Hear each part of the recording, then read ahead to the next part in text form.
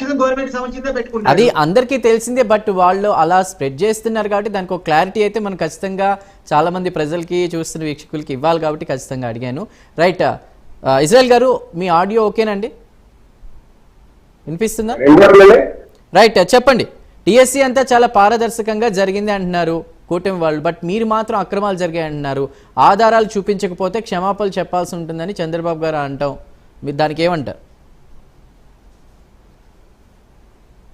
Sir, ఇప్పుడు ఆధారాలు చూపించండి, లేదంటే జగన్మోహన్ రెడ్డి గారు కావాలని అంటున్నారో, వైఎస్ఆర్ కాంగ్రెస్ పార్టీ కావాలని బురద జల్లుతుంది, ఇది కాదని సబ్జెక్ట్. అక్కడ ఒక డైరెక్ట్ గా బిఎస్సి రాసినటువంటి ఒక విద్యార్థి తనకి మొదటి ర్యాంక్ వచ్చినప్పటికీ కూడా తనకు ఉద్యోగం నుంచి రిమూవ్ చేసిన సందర్భంగా కోర్టుకి వెళ్ళింది నిజమా కాదా? ఆ విద్యార్థి వినయ్ అనే వ్యక్తి కాదా? అవునా కాదా? ఇకపోతే మీరు సర్టిఫికెట్స్ కి వెరిఫికేషన్ రాలేదు కాబట్టి పోస్ట్ ఇవ్వలేదని అంటున్నారు. కానీ మరి అతను కోర్టుకి ఎందుకు వెళ్ళాడండి? కోర్టుకి ఎందుకు వెళ్ళవలసిన అవసరం ఉంది? సరే, ఓకే, డిఎస్సి కన్వీనర్ తప్పించి ఎస్సీఆర్టీ డైరెక్ట్ గా ఎందుకు డిఎస్సి బాధ్యతలు అప్పగించారు? డిఎస్సి కన్వీనర్ మార్చాల్సిన అవసరం ఏమొచ్చింది? 1-2 సార్లు మెరిట్ లిస్టులు ఎందుకు మార్చారు?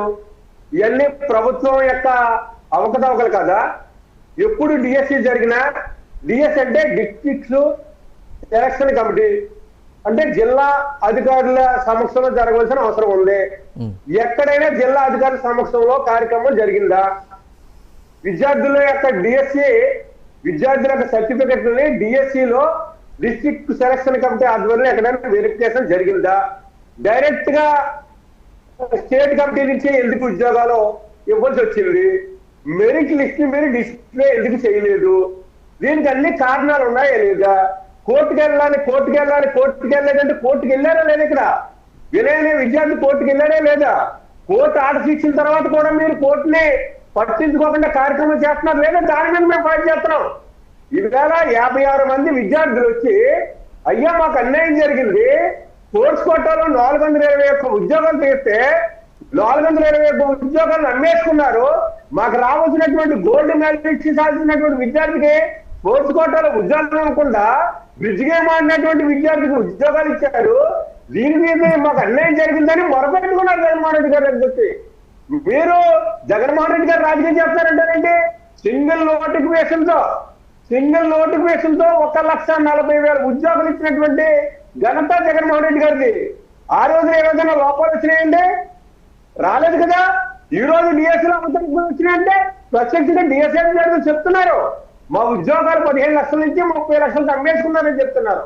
దానికి మీరు సమాధానం చెప్పకుండా ఇది వైఎస్ఆర్ కాంగ్రెస్ పార్టీ రాజకీయం చేస్తుంది, లేదా జగన్మోహన్ రెడ్డి గారు రాజకీయం చేస్తున్నారని చెప్తారండి. అది కరెక్ట్ కాదు. మేము సిబిఐ ఎంక్వైరీ ఏమని అడుగుతున్నాము, దీని మీద నారా లోకేష్ గారు ఎందుకు మాట్లాడుతున్నారు సమాధానం చెప్పండి. విద్యాశాఖ మంత్రిగా నారా లోకేష్ ఉన్నాడు, నారా లోకేష్ మాట్లాడతాడు, హోమ్ మినిస్టర్ అడిగి మాట్లాడతాడు ఈ సబ్జెక్ట్ మీద. విద్యాశాఖ కార్యదర్శి క్లారిటీ ఇచ్చారు కదండి, కోన శ్రీధర్ మాట్లాడారు కదా, అక్రమాలకి తావు లేదు, చాలా పారదర్శకంగా జరిగింది, పేపర్ లీక్ అవకాశాలు లేవని. ఎవరు ఈ రాష్ట్రంలో విద్యాశాఖ మంత్రి ఎవరు? సమాధానం చెప్పండి. నారా లోకేష్ గారికి దమ్ముంటే డైరెక్ట్ వచ్చి సమాధానం చెప్పండి. అజయ్ గారు జరగలేదు, చెప్పండి, జడ్జి చేత విచారణ చేయిందని చెప్పండి హైకోర్టు సిటింగ్ జడ్జి చేత. అంతే తప్ప కళ్ళ బొల్లు కబుర్లు చెప్పి మభ్య పెట్టి విద్యార్థులు